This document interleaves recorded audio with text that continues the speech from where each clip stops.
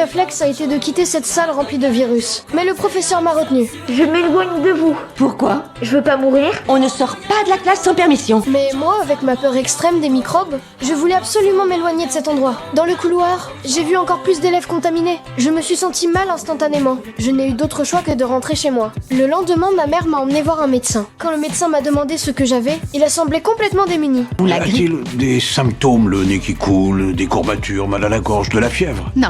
Bon, très bien. Écoute, Sheldon, si d'aventure tu attrapais un rhume ou même la grippe, ce ne serait pas la fin du monde. La grippe a signifié la fin du monde pour un demi-million d'Américains au moment de la pandémie de 1918. Ma mère voulait que je retourne vite à l'école. C'est là que le médecin m'a donné un conseil. Je dois m'occuper de patients qui sont malades pour de vrai. Je pense qu'on peut en rester là. Vous, pourquoi vous ne tombez pas malade tout le temps? Parce que je prends des précautions. Je me lave les mains, je porte des gants et un masque. Ce conseil m'a donné une idée assez folle quand ma mère est venue me voir. Elle a fait une découverte choquante. Qu'est-ce que c'est que ça? J'ai fabriqué une haie de protection complètement étanche. Ça suffit, j'en ai marre de cette histoire ridicule. Si tu ne sors pas immédiatement, c'est moi qui entre. 1, 2, 3. Brèche de sécurité. Tu viens maintenant, je suis sérieuse. Non.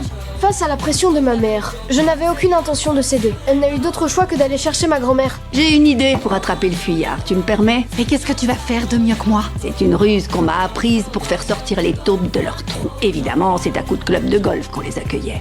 Mais je ferai pas ça, Sheldon. Quand ma grand-mère a passé la tête à l'intérieur, j'ai immédiatement pris des mesures de protection. Houston ait pu avoir peur d'attraper un rhume. Je suppose que non. Parce que ce sont des Texans jusqu'au bout des ongles. Maintenant, je veux que tu arrêtes de te planquer dans cette bulle en plastique, que tu sortes et que tu manges tes biscuits à la face du monde en homme libre, comme un Texan téméraire.